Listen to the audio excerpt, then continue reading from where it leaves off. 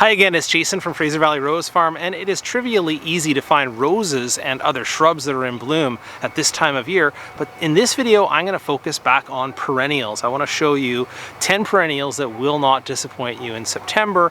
While I put them up, I'll also give you the botanical name if I don't remember them at the time, the hardiness zone, and sun exposure. So come along as we look at the perennials still showing off in my garden.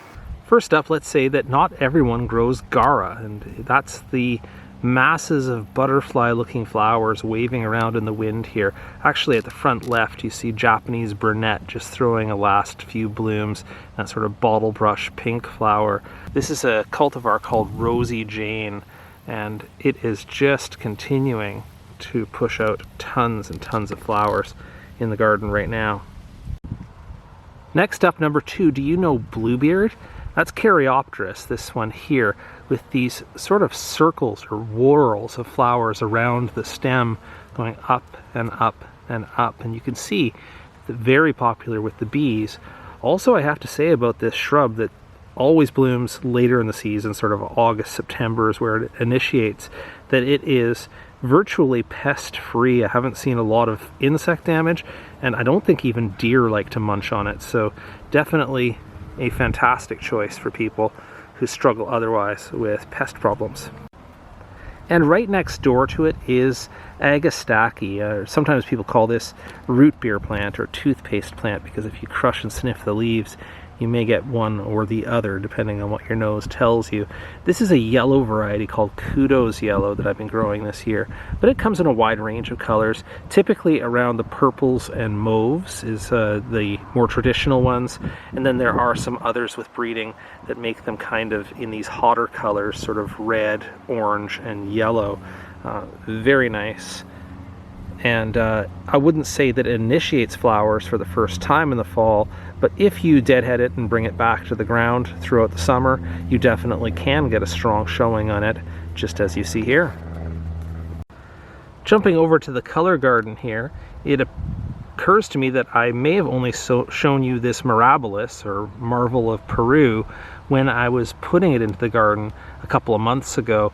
It has since, of course, with warmer temperatures and the late summer sun, bloomed into this. And 4 o'clocks are known for having flowers that open up later in the afternoon. They're nicely scented.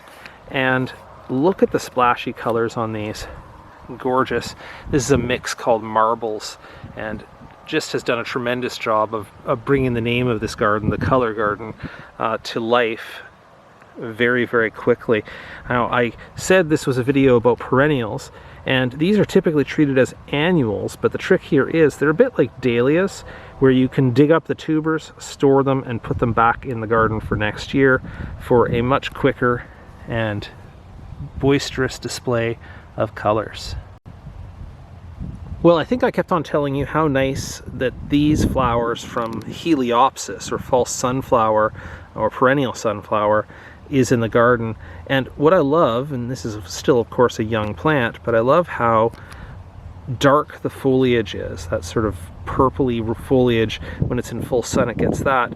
But then look at these flowers. I mean, hardly any yellow in them. They're actually, for the most part, sort of a burnt orange looking flower, and very pretty. So unlike annual sunflowers, of course, this is a perennial sunflower, so it'll be back in a larger clump every year, and I'm looking forward to it getting even bigger in the garden.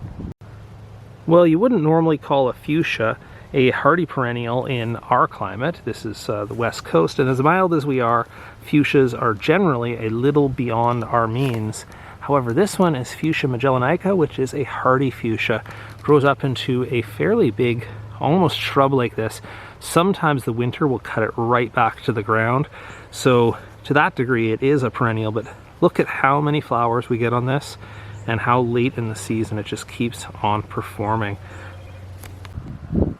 Well, here's a Daphne variety, and it's the first year that I've really done anything with Daphnes because I thought they were borderline tender in our area as well, but this one is hardy enough to make it through my Zone 8 winter.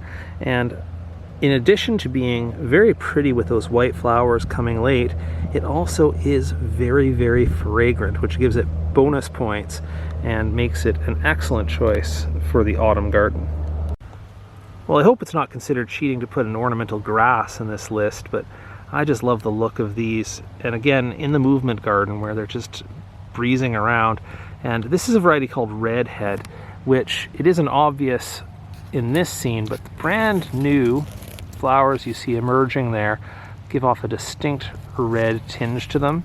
And that carries through to the blooms as they age a little bit, adding some color into the grasses. Here in the back of the rose garden, playing nicely with a rose called Wolferdung, this is Obedient Plant. And Obedient Plant, I guess, if I'd given it a cut back earlier in the season, you would see a lot fresher color on this, but you can see it has this capacity to just keep on blooming up the stem. So the blooms down below, of course, are spent, but it creates new buds all the way across the top. So I've had literally a couple of months of color off of this same flush of blooms. You can see the bees like it as well. One thing I will say, I'm not sure everybody understands or knows why they call it Obedient Plant, because it sure doesn't obey in the garden. It spreads around a little bit. It comes in white or pink. But why it's called Obedient Plant is because each of the flat florets there is built on a ball and socket, so you could reposition it. So you see this one here, I can just push it over this way, and there it stays. And I don't know what practical use that has in the world, except maybe in flower arranging, but every one of these is completely repositionable. And finally here, I have to give it up for St. John's wort, which of course it has those distinctive flowers that you see in the front there, the yellow. But what's so interesting about these florist varieties is that they have these succession of colors in their berries. And look at that, how ornamental that is, and continues to be in the garden on something that in this case turns out to be, oh, say a 3-foot almost shrub. But of course it may be killed back by frost or pruned back by me to get fresher blooms for next year. But wow, look at how that looks in the garden. All right, that's it for this tour. And if you know of any other plants that you would like to recommend to other viewers that are great through the September-October stretch, go ahead and drop those into the comments below the video. I would sure appreciate it.